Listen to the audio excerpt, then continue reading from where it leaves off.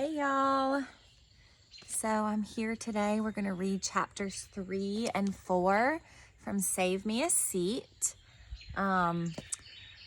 So far we have met two characters. We've met Ravi, who has just moved from India to New Jersey and started at Albert Einstein Elementary. And we met Joe, who has been at Albert Einstein Elementary, but doesn't really seem to have a lot of friends, and seems to, he doesn't like loud noises.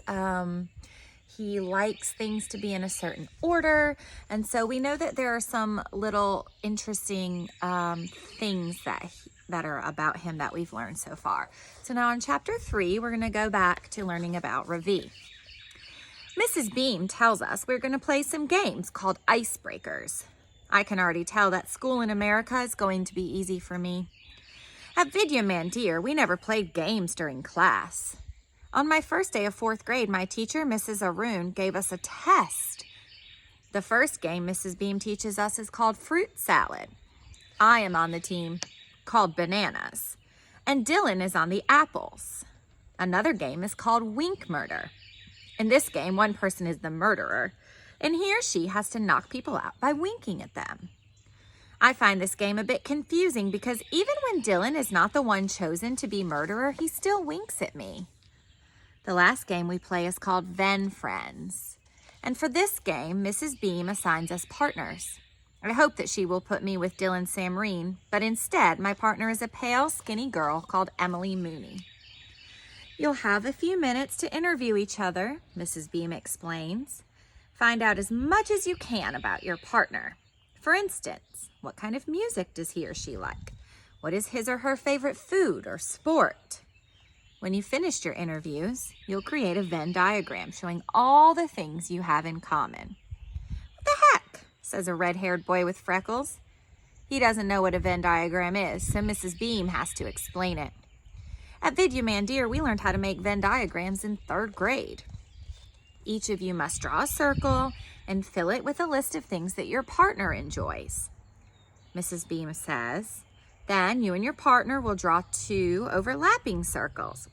Where the circles intersect, you'll make a list of all the things that you've discovered you have in common.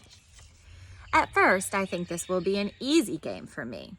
But every time I try to ask Emily Mooney a question, she giggles and says, "What?" Then when I try to answer her questions, she does the same thing. Appa says that someday I will be interested in girls, but that day has definitely not come yet. When Mrs. Beam calls time, the only thing Emily Mooney and I have found to place in the intersection of our diagram is that we are both in room 506. And that was my idea. I am glad when Mrs. Beam tells us it's time to get ready for lunch. At Vidya Mandir, our lunch period began at 1 o'clock. 5th graders at Albert Einstein School eat lunch at 11:30 in the morning. When I get to the lunchroom, the first thing I do is look for Dylan Samreen. In India, my best friend, Pramod, and I always ate lunch together. Afterwards, we'd play cricket in the field behind the school. I spot Dylan standing in the queue waiting to buy his lunch.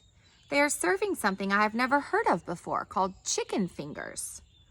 Most of the tables are filling up quickly, but I spot an empty table on the opposite side of the lunchroom and sit down. While I wait for Dylan to join me, I carefully lay out the cloth napkin that my mother packed for me, neatly folded with a spoon tucked into it. I'm not feeling very hungry, but Amma will be upset if I don't eat the lunch she made me. Uppama made with pure desi ghee, she said as she stirred the pot this morning. Semolina will give you plenty of energy for your first day of school, Ravi.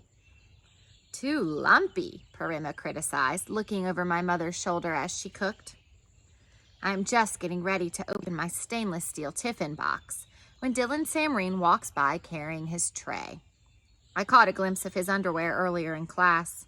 There are red dots on it. I think about my own underwear, clean white Hanes from Kohl's that my mother insists on ironing. There's no way I would ever let my underwear hang out like that, whatever that kind of underwear is called. I thought Dylan and I would eat lunch together today, but instead he goes and sits down at a table in the corner by the window with some of the other boys.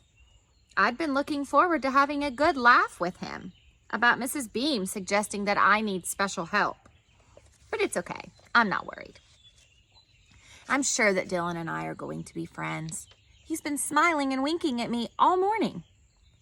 A big white kid with yellow hair and a wrinkled shirt comes and puts his tray down at the other end of my table.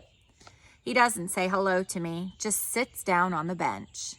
He's so big the table shakes and my tiffin box jumps. I recognize him as the guy who sits behind me in class, but I don't remember his name. He doesn't seem very friendly.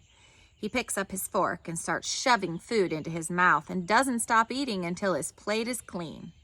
I think maybe he forgot to eat breakfast. And what's that he's got in his ears? I'm feeling a little hungry now, too. I spread the napkin on my lap and bend down, sniffing the upuma. The upuma.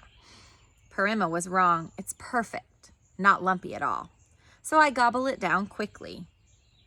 I need to wash my hands and rinse my mouth, but for some reason, there isn't any sink in the lunchroom. I look at my watch. I still have 10 minutes left until the bell rings. So I tuck the spoon back into the napkin, place it in my tiffin box, and buckle the lid.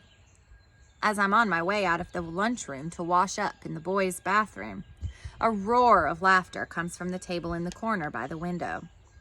Dylan Samreen must have made a good joke because everyone is slapping him on the back and treating him like he's a hero. I smile to myself. I know exactly how it feels to be that guy. I know something else too. Tomorrow, I will not be eating lunch alone. I will be sitting at the table in the corner by the window right next to Dylan Samreen.